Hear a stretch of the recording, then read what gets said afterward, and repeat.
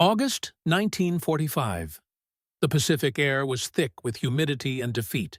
Behind rows of barbed wire, hundreds of Japanese prisoners stood in silence, their uniforms torn, faces hollow, the last echoes of an empire fading into the tropical rain. American soldiers moved methodically along the muddy path, their boots pressing into the wet soil. Large metal drums of water steamed beside a makeshift wooden platform. A corporal's voice cut through the morning air. "Remove everything. You'll bathe before entering the compound." The prisoners hesitated, their eyes darting toward each other, unsure if they had heard correctly. To strip? In front of the enemy? It was unthinkable. For the imperial soldier, death had been preferable to humiliation. Yet now they stood alive, trembling between obedience and shame. Steam rose as the first poured water over his back. American medics watched closely, not to mock, but to prevent disease. Still, none of the prisoners could comprehend why their captors cared, whether they were clean. What they didn't know was that this strange order, this forced public bathing, carried a purpose far deeper than humiliation. It was the beginning of something neither side expected. The collapse of the empire and the unthinkable surrender by the summer of 1945. The Pacific War had reached its final and most desperate chapter. From the jungles of Burma to the black sands of Iwo Jima, the Japanese empire was collapsing under the weight of overwhelming American air and naval power. Cities once bursting with patriotic fervor now lay in ashes. Tokyo burned. Hiroshima and Nagasaki would soon vanish under the blinding light of atomic fire. For years, Japanese soldiers had been taught one truth: capture was dishonor worse than death. From Manchuria to the Solomon Islands, imperial propaganda drilled into every recruit that surrender brought eternal shame not only to the man, but to his family and ancestors. The enemy, they were told, was ruthless, subhuman, merciless, and unworthy of pity.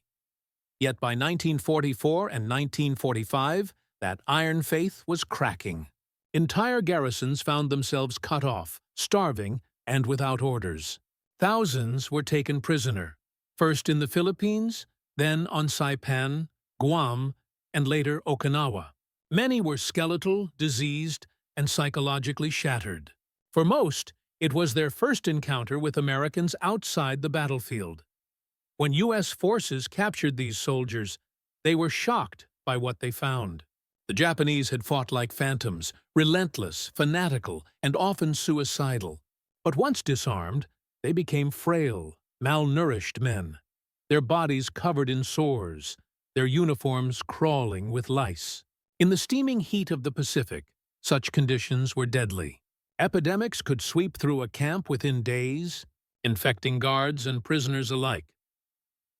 The U.S. Army Medical Corps, guided by wartime experience in the tropics, had strict protocols for incoming prisoners: disinfection, delousing, bathing, and medical inspection. To American medics, this was routine. To the Japanese, it was unthinkable. When they were ordered to bathe, publicly, communally, many believed it was a trick, perhaps a prelude to execution. In the Japanese military culture of the time, nakedness symbolized vulnerability and loss of dignity. Soldiers who had once shouted "Banzai" in suicidal charges now trembled at a bucket of water. But the Americans had learned bitter lessons from earlier campaigns. In 1942, during the fall of Bataan and the infamous march that followed, U.S. and Filipino prisoners had suffered catastrophic disease outbreaks. Typhus, dysentery, and malaria killed thousands. By 1944, the American command refused to repeat those mistakes. Every incoming POW, regardless of nationality, would be disinfected, deloused, and medically screened. The irony was stark. The same military machine that had firebombed Japanese cities was now scrubbing its enemy clean. Each bath was both practical and symbolic. The stripping away of war's dirt, the slow reintroduction of humanity into men who had lived for years in fanatic obedience. In camps across the Pacific, from Luzon in the Philippines to Okinawa and Guam, the process was the same. Prisoners were marched in silence toward rows of water drums or showers, their heads shaved to prevent lice. Clothing was burned or boiled. American medics sprayed DDT, a white dust settling like ghostly snow over bare skin. To Western eyes, this was science. To the Japanese, it felt like ritual humiliation. Yet even amid this discomfort, something shifted. When medical officers offered soap, ointment, or dry uniforms, a flicker of confusion, even gratitude, crossed the faces of men who had been told their enemy would kill them without mercy. For the first time, many Japanese soldiers saw a side of the Americans that did not fit the propaganda. Still, behind those quiet acts of hygiene lay an immense logistical challenge. By August 1945, the number of Japanese prisoners across the Pacific exceeded 100,000 and would triple after the surrender. The U.S. military had to feed, house, and medically treat men who, until weeks earlier, had fought to the death. Camps had to be built from scratch, water purified, food distributed, and strict disease control maintained in climates where mosquitoes bred faster than supplies could arrive. That first bath, then, was not just an order. It was a necessity for survival. It marked the transition from combatant to captive, from soldier to patient. For American personnel, it was also a moral test. Could they uphold humanity after years of brutal island warfare? The answer would emerge in the days that followed, when these same prisoners began to understand the true purpose behind that command to bathe.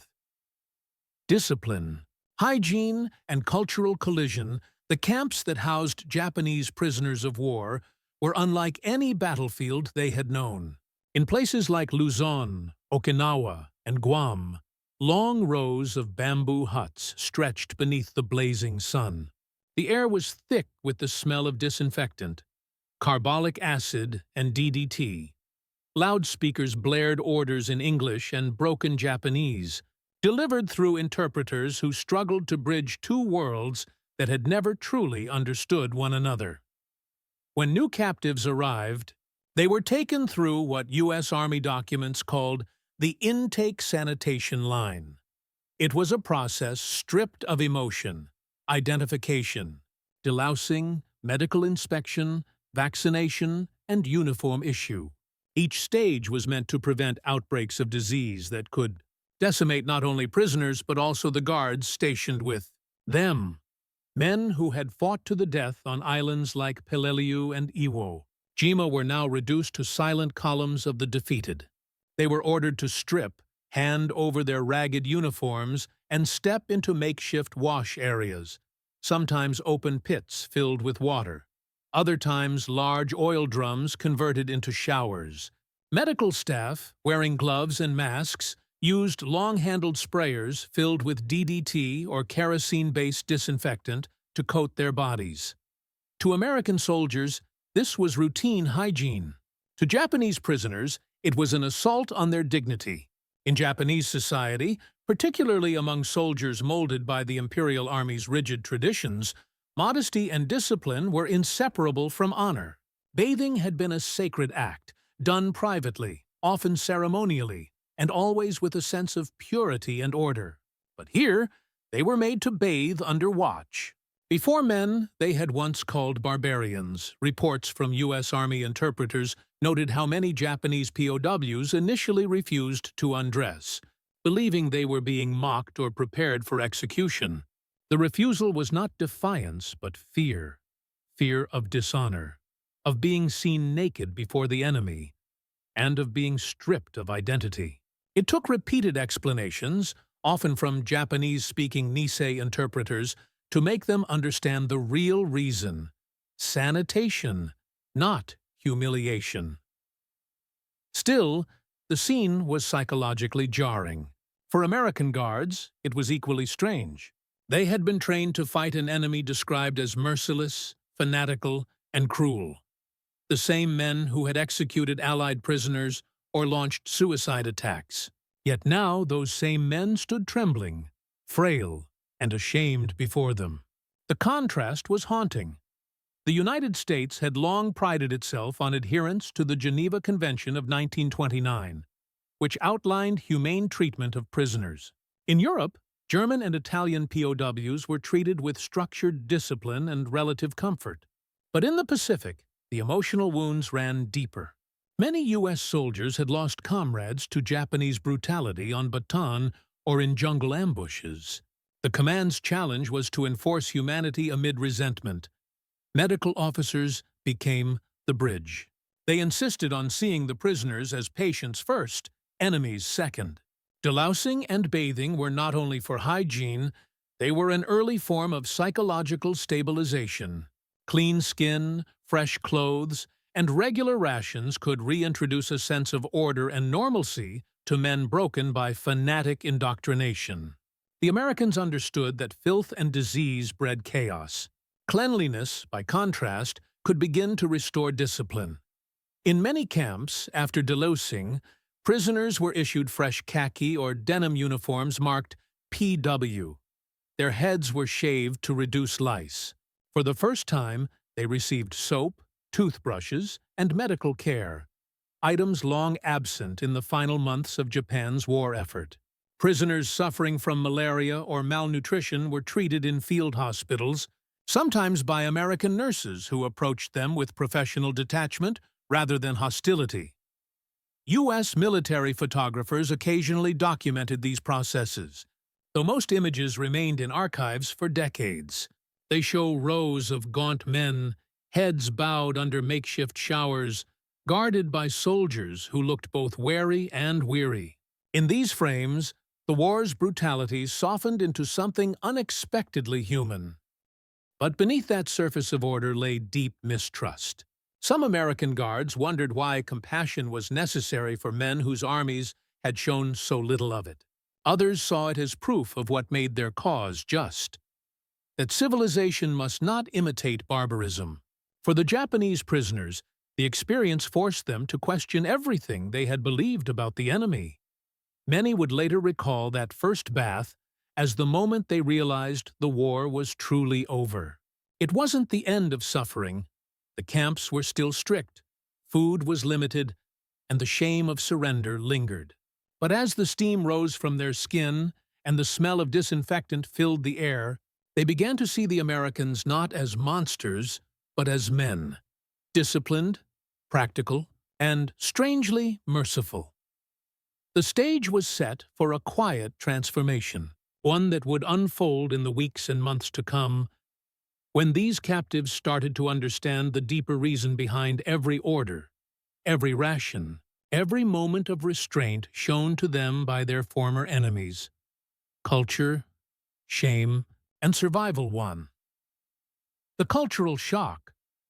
When honor met hygiene for the Japanese prisoners, the command to undress was not merely physical, it was spiritual desecration.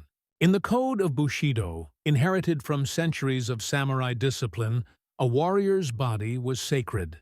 Modesty was interwoven with pride, and to expose oneself before an enemy was to be symbolically stripped of honor. When American guards ordered them to remove their tattered uniforms and bathe, many POWs experienced the moment as a second defeat. Not of arms, but of identity, Japan's wartime indoctrination had made surrender unthinkable. Soldiers were trained to die before capture, and those who lived were taught they would be tortured or executed by the Allies. Nakedness before such an enemy seemed like proof of their degradation. But this was not a punishment.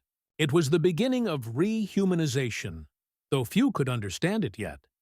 The Americans, for their part, were puzzled by the emotional intensity of the reaction. To them, the order was bureaucratic, a practical step in preventing typhus, lice, and dysentery. Yet, when the first few prisoners reluctantly obeyed, and the rest slowly followed, the scene became strangely quiet. Water splashed, steam rose, and the smell of soap filled the humid air. A cultural wall had cracked, just slightly, as survival began to override pride.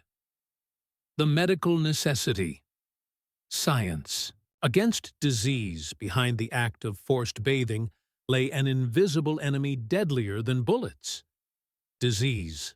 In tropical theaters like the Philippines, Guam, and Okinawa, American medical officers had watched epidemics sweep through captured populations with terrifying speed.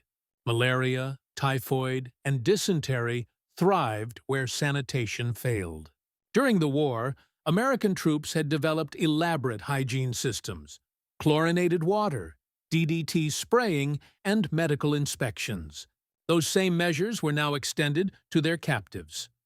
Records from the U.S. Army Medical Department, 1945, show that delousing was the first step upon entry to any POW camp. The use of DDT, introduced only a few years earlier, allowed rapid eradication of lice that carried typhus, a disease that had killed tens of thousands in earlier conflicts. Medical officers documented each prisoner's temperature, treated open wounds, and segregated the sick. It was efficient, methodical, and entirely clinical. Yet what the Japanese prisoners perceived as humiliation was, in truth, an act of preservation. The Americans were not cleansing them to assert dominance, but to stop death from spreading. Each POW was now part of a system designed to sustain life, a concept alien to men who had been trained to die with honor rather than live in shame. For some American medics, the process carried its own moral tension. They had seen the atrocities of the Pacific War: mutilated corpses, civilians massacred, friends lost to kamikaze attacks. But here, standing over frail and fearful prisoners, they faced a different battle: to uphold the moral high ground, even when emotion whispered otherwise. Sadr. The psychological angle: breaking the code of silence.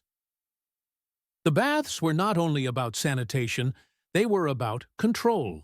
When captured Japanese soldiers arrived, many were uncooperative, refusing to speak or follow orders. Some attempted suicide with hidden razor blades or makeshift weapons. The Americans discovered that discipline, food, and hygiene routines could gradually break this resistance without violence. Cleanliness became a psychological instrument. Daily bathing schedules, clean clothing, and medical inspections were forms of resocialization. They introduced a predictable rhythm to men who had lived for years in chaos and propaganda. The human mind, once given order and routine, begins to adapt. Officers who once barked defiance began to cue silently, eat meals, follow rules. The command to bathe, once an insult, evolved into a moment of calm, even dignity. Military psychologists later noted that such routines accelerated the acceptance of captivity and reduced aggression within camps. A body cleansed was a mind soothed, at least temporarily. And through this, the Americans achieved something more profound than control. They began rebuilding humanity, one bucket of water at a time. As days turned into weeks, the prisoners began to grasp what had seemed inconceivable: that the act meant for humiliation was, in fact, the first gesture of care. Their old code, built on pride and death, was being replaced, not through violence, but through discipline and reason. In that subtle shift, the Americans were fighting a quiet moral battle, not for territory, but for the human conscience itself. The next perspective reveals how these same acts, rooted in medicine and psychology, also reflected a larger transformation: the evolution of military ethics and the rediscovery of humanity after one of the most brutal wars in history. The humanitarian shift. From vengeance to responsibility by mid-1945, the Pacific War had been defined by vengeance. Every battle, from Guadalcanal to Okinawa, carried echoes of rage over Pearl Harbor, the Bataan Death March, and countless massacres. American troops had seen comrades bayoneted while surrendering, and civilians executed without mercy. The hatred ran deep. Yet within the barbed wire of those prisoner camps, something unexpected began to take shape. The same soldiers who had once sworn never to show mercy found themselves responsible for the lives of their enemies. Military orders were clear. The war was over, and the prisoners were now under American protection. The Geneva Convention's rules were not optional. They were to be enforced, meticulously. The bathing of Japanese POWs, then, became more than hygiene. It was a symbolic test of moral endurance. Would the victors uphold civilization even after seeing its collapse? In most camps, the answer was yes. American guards, often young and exhausted, watched their captives with a mix of resentment and pity. But when they saw the condition of these men, diseased, skeletal, half-mad from starvation, pity slowly outweighed hatred. To care for them, to feed them, to cleanse them, was to prove that the line between man and beast still existed. Reports from the U.S. Army's Provost Marshal General's office show that many officers took pride in maintaining humane standards. They viewed the POW camps as moral battlegrounds, places where America's values were tested not against bullets, but against bitterness. The baths, the medical care, the steady rations, they became proof that even after years of total war, discipline could overcome vengeance. For the Japanese prisoners, this transformation was bewildering. They had been taught that the Americans were cruel and lawless, that capture meant torture. Yet their captors offered water, medicine, and food. Many struggled to reconcile these actions with the image of the enemy they had been shown. Slowly, suspicion turned to curiosity, and then, in rare cases, respect. Leadership and the role of interpretation in many camps. The difference between chaos and order rested on a handful of interpreters, often Nisei soldiers, Japanese Americans who served as linguistic and cultural bridges. They explained the bathing orders, translated medical instructions, and reassured frightened prisoners that they would not be harmed. Their presence was critical. Without communication, hygiene procedures could have devolved into panic or rebellion. One such interpreter later recalled how he watched an entire group of prisoners freeze in terror at the command to undress. He explained, patiently, repeatedly, that the Americans wanted to prevent lice and disease, not humiliation. Gradually, the men obeyed. When the first prisoner stepped under the water, others followed. That simple act of communication turned confrontation into understanding. American officers who managed POW camps recognized that leadership was no longer about combat tactics, it was about moral administration. They were managing former enemies, many of whom had once vowed to die rather than surrender. The challenge was to maintain control through fairness and consistency. Every order, from bathing schedules to food distribution, carried moral weight. The Americans knew that how they treated their captives would be judged by history. Leadership, in that sense, was not expressed through domination, but restraint. To treat the powerless with dignity, even when they were once the most feared warriors of the Pacific, was to affirm a higher standard of victory. The moral angle, the rediscovery of the human enemy. Every war eventually reaches a moment when hatred begins to exhaust itself. For the Americans stationed in POW camps, that moment arrived quietly. Not on the battlefield, but during daily routines. Watching Japanese prisoners wash, eat, and sleep reminded them that the faces of the enemy were no longer abstractions. They were simply men, exhausted, hungry, and defeated. For many Japanese soldiers, that realization came from the smallest gestures. An American medic offering a towel, a guard handing out soap without words, a nurse dressing a wound. Acts that carried no propaganda, no strategy, only decency. War historians often describe the Pacific Theater as one of the most racially charged conflicts of the 20th century. Propaganda on both sides had dehumanized the opponent to a level unseen in Europe. The bathing order, mundane as it seemed, became a quiet defiance of that mindset. It forced both captors and captives to see each other as human beings again. In later interviews, former POWs would recall the strangeness of that first encounter with compassion. "We expected humiliation," one said, "but they treated us like patients."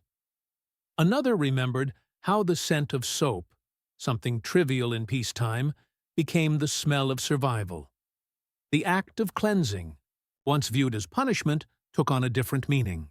It was the first step toward moral rehabilitation, the gradual reawakening of conscience in men who had been trained to suppress it. The story of those baths was not about submission, but rediscovery. It showed that even in the ruins of hatred, a trace of humanity could survive, fragile, quiet, but indestructible. And soon, that fragile understanding would be tested by a new challenge. When the camps grew crowded, supplies ran thin, and both sides had to decide whether compassion could still endure in the face of exhaustion and resentment. The moment of understanding, it happened quietly. Not in a battle, but in a camp somewhere in the Philippines, weeks after Japan's surrender. The monsoon clouds hung low over the valley, heavy with the scent of wet bamboo and diesel smoke. Inside the perimeter, more than 300 Japanese prisoners lined up near the open washing pits. Their uniforms, once the color of dust and pride, were now stiff with grime. Many were barefoot. They stood in silence, waiting, unsure whether to obey the American order again. A U.S. Army medic, a young corporal from Kansas, held a clipboard and shouted through an interpreter, "Everyone will bathe. No exceptions. New clothing will be issued afterward." No one moved. The interpreter repeated the command in Japanese. Still nothing. The prisoners' faces were expressionless, but their posture revealed defiance. To bathe under foreign eyes was to admit final defeat. For men who had once believed capture erased honor forever, even water could feel like a weapon. The corporal sighed. He stepped forward, removed his own shirt, and poured a bucket of water over himself. The gesture stunned the line. The interpreter explained softly, "He's showing you. This is not punishment. It's just cleaning." There was a long pause. Then an older Japanese sergeant, his ribs visible beneath pale skin, stepped forward. He removed his cap, bowed slightly toward the corporal, and began to undress. His hands trembled as he poured water over his head. The others watched in silence. One by one, they followed. The scene that unfolded could have been mistaken for a baptism. Steam rose from the warm water. American medics moved along the line, checking for infections and lice, handing out soap and towels. The smell of carbolic disinfectant filled the air. Sharp, sterile, almost metallic. But beneath it lingered another scent, faint yet unmistakable. The smell of humanity returning. No one spoke for a long time. The sound of splashing water replaced the usual camp noise. When it was over, clean uniforms were distributed. Khaki trousers, simple shirts marked with the letters PW. The prisoners dressed in silence, their faces unreadable, but something had changed. That night, in the barracks, the interpreter overheard quiet murmurs between the men. They did not laugh. They gave us towels. They said we must not fall ill. These words, simple, factual, carried astonishment. It was as if the prisoners had finally begun to see through years of propaganda that had painted the Americans as demons. For the guards, too, the moment carried weight. One sergeant wrote in his report that the prisoners seemed calmer after washing. Another noted that they were surprised when we provided soap. The toy, ritual of cleansing, had done more than remove dirt. It had washed away a layer of fear. In the days that followed, a small miracle unfolded. Prisoners began to line up voluntarily for the baths. Some even bowed slightly toward the American medics in silent acknowledgement. The initial humiliation had turned into routine, and routine into relief. For the Americans, this obedience made their work easier. But for the prisoners, it meant survival. The camp's medical officers documented a sharp drop in cases of lice-borne disease and skin infections. Typhus, once a constant threat, was virtually eliminated. The transformation was not merely physical. A captured Japanese doctor, assigned to assist the Americans in the infirmary, later wrote in his post-war memoirs that it was the first time I realized the enemy valued life, even the lives of those who had opposed them. He described how the American medical staff treated sick prisoners with professionalism, how they offered quinine for malaria and penicillin for infections, medicines Japan had long run out of. Each small act chipped away at the psychological armor the Imperial Army had built around its men. For years, the Japanese had been told that Americans tortured and executed captives. Yet here, those same captives were being kept alive with food, medicine, and dignity. The baths, once symbols of disgrace, became quiet sanctuaries. Prisoners began to look forward to them, not for comfort, but for what they represented: order, survival, and a fragile sense of normality. American officers observed the change with cautious satisfaction. They understood that discipline born from fear was temporary. Discipline born from trust was sustainable. The act of bathing, of all things, had become a foundation for that fragile trust. Still, not everyone accepted this new reality easily. Some prisoners refused to participate until the very end, choosing starvation or illness over perceived dishonor. A few took their own lives rather than submit to the rituals of captivity. For them, the code of Bushido remained unbroken. But for the majority, the line between humiliation and humanity blurred.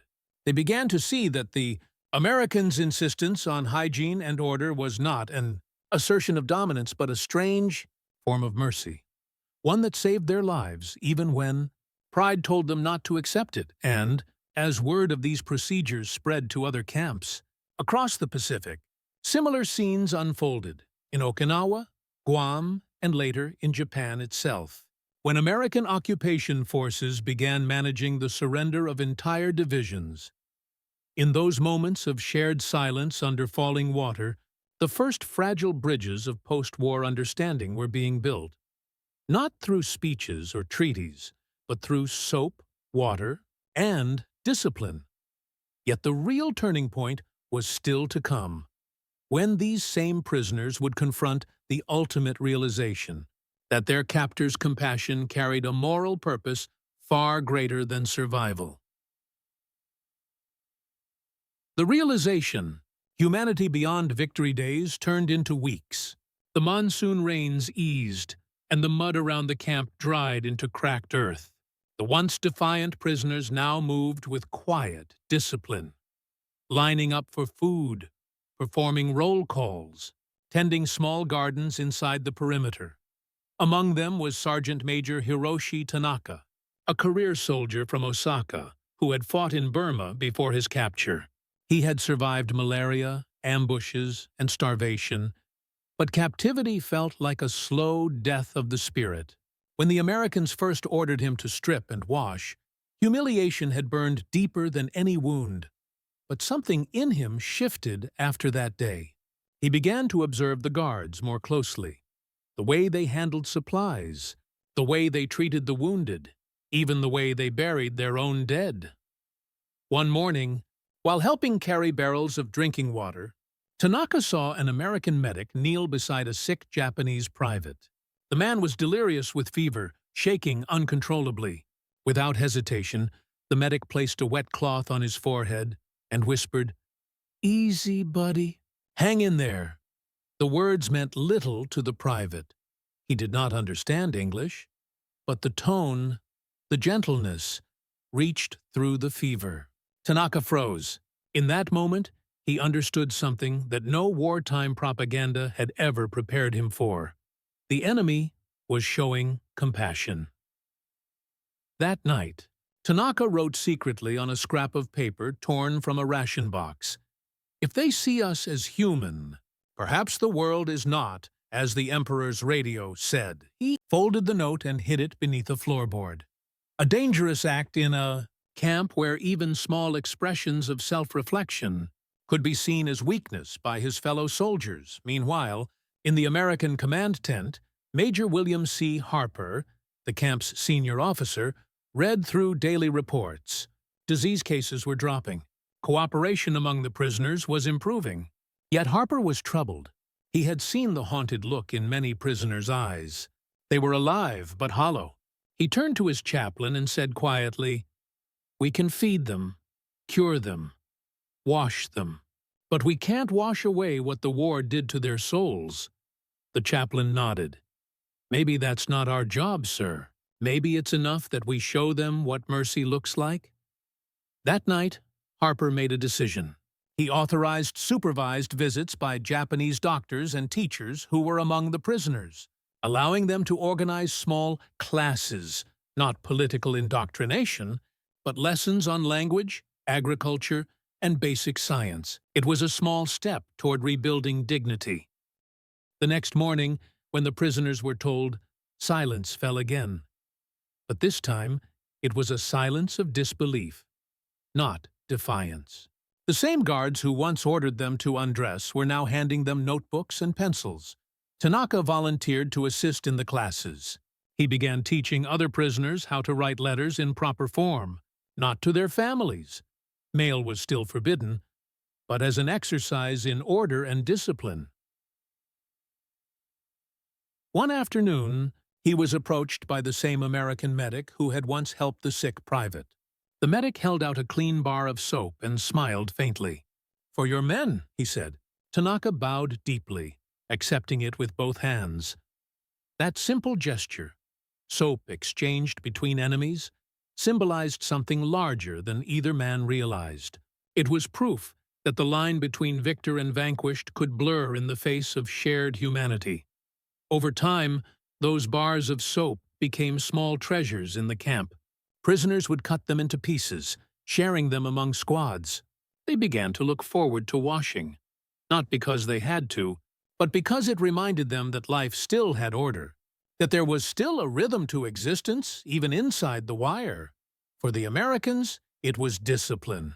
For the Japanese, it became a form of spiritual renewal. In early October 1945, the camp received word that Japan's emperor had addressed his people by radio, accepting defeat and calling for national rebuilding. The interpreter read the translated message aloud in the mess hall. "To all our subjects, we have resolved to pave the way for a grand peace for all generations to come." When the reading ended, no one moved. The silence was suffocating. Then slowly, Tanaka stood. He looked toward the American flag fluttering over the compound. Once that flag had been a symbol of hatred, the emblem of the enemy. Now it meant something different: survival. He turned to the interpreter and said, "Tell the major." "We understand now." The interpreter hesitated. "Understand what?" Tanaka replied, "That when they told us to undress, it was not to shame us. It was to save us." For Harper, that message struck deeply. In his later letters home, he wrote, "Of all the orders I gave during this war, the one to make them bathe, to strip, wash, and start over, may have been the only one that healed anything." As the months passed, the camp became one of the most orderly in the Pacific.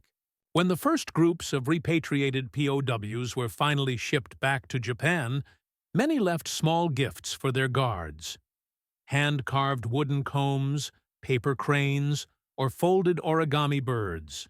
One note, found years later in Harper's belongings, read, "You taught us to live clean again, not only in body, but in spirit." That was the unspoken legacy of the moment the Japanese POWs were told to undress. It was never about humiliation. It was about breaking down the old world, the one built on blind obedience, fear, and lies, and forcing both sides to face what remained when pride was stripped away. Under the tropical sun of 1945, surrounded by the ruins of empire and the smell of disinfectant, two enemies had unknowingly participated in a single, shared ritual: the washing away of war. The quiet legacy of clean hands. By the end of 1945, the Pacific War was over, but the aftermath was only beginning. From the ashes of Tokyo to the jungles of New Guinea, millions of Japanese soldiers were scattered across Asia and the Pacific. Many were wounded, stranded, or in captivity under Allied supervision. In American-run POW camps, the process that had begun with a single command, bathe, expanded into a structured system of rehabilitation. Delousing stations became makeshift clinics. Quarantine zones turned into classrooms. By early 1946, the U.S. War Department had documented thousands of recovered Japanese prisoners, many described as orderly, disciplined, and cooperative. Yet beneath those reports lay a deeper story, one not about military control, but moral confrontation. When those men were first told to undress and wash, it had been an act of control and necessity. But as weeks turned into months, the act took on an unintended symbolism, the cleansing of a defeated nation, one soldier at a time. For many Japanese POWs, that first bath became a turning point. It was the first time they were treated not as enemies to be destroyed, but as human beings to be preserved. Some wrote about it years later in post-war memoirs, brief lines hidden among pages of regret. In one account published in 1951 by former Lieutenant Noboru Ishihara, he recalled, "We were ordered to remove everything, our clothes, our pride, our fear. I thought they were mocking us. But then the water came warm. The soap was clean. For the first time in years, I felt human again." Back in Japan, the repatriated prisoners were met with silence. The stigma of captivity was still immense. Many families could not bear to speak of sons who had surrendered. Others avoided them entirely, seeing their survival as a mark of shame. Yet these same men, quietly and anonymously, carried home lessons that would later shape post-war Japan's transformation. Some became teachers, doctors, engineers, men who no longer worshipped blind obedience, but believed in order built on empathy. Others helped found veterans' associations that promoted reconciliation. And in the quiet corners of rebuilt cities, far from parades or medals, some of those men still performed a small ritual each morning, a careful washing of hands, face, and neck before the day began, a private remembrance of the day they were told to bathe before their enemies, and were spared. For the Americans, too, the episode carried weight. The war had demanded brutality, yet inside those camps they rediscovered fragments of compassion. Many guards, doctors, and chaplains later spoke of that period as the moment they truly understood the cost of dehumanization and the power of its opposite. One U.S. Army Medical Corps officer, Captain Thomas G. Hill, summarized it in his 1946 report from the Philippines. "When we deloused and washed them, we did not realize we were performing an act of moral hygiene as well as physical. To cleanse a man's body is easy. To cleanse his spirit, that takes time, patience, and dignity." The post-war years saw both nations change in ways unthinkable in 1945. The United States, once bent on total destruction of the Japanese Empire, became the chief architect of its reconstruction. Japan, stripped of militarism, re-emerged as a democracy, its new constitution renouncing war. The millions who had once fought to the death now found themselves building roads, schools, and factories. The soap and water that once stung with humiliation became metaphors for renewal, for a people forced to start again from nothing. And yet, history rarely remembers such small mercies. The public remembers the mushroom clouds, the battleships, the firestorms, not the quiet camps where men were ordered to wash and, unknowingly, to begin again. But in truth, those small acts of restoration mattered no less than treaties or speeches. They were the first fragile steps toward the reconciliation that would, decades later, make former enemies into allies. In the final tally of the Second World War, over 21,000 Japanese soldiers were held as POWs by American forces. Thousands more were captured by the Soviets, the Chinese, and the British. Many never returned, but among those who did, Countless carried a shared memory, the day they were stripped of everything, then handed back their humanity in the form of a bar of soap and a bucket of water. It was not an act of dominance. It was an act of definition, the moment when victors and vanquished briefly stood equal, not in power, but in the raw state of being human. History, in its grand sweep of armies and empires, rarely pauses for such moments, but perhaps it should, for in that single order, bathe, there lay a lesson that outlived the war itself, that civilization is not measured by the strength of a nation's armies, but by what it does with its defeated. If you found this WWII story eye-opening, make sure to like this video and subscribe for more cinematic and historically accurate documentaries. We want to hear from you. What would you have felt if you were in the shoes of these POWs? Comment below and share your thoughts on honor, survival, and humanity during war.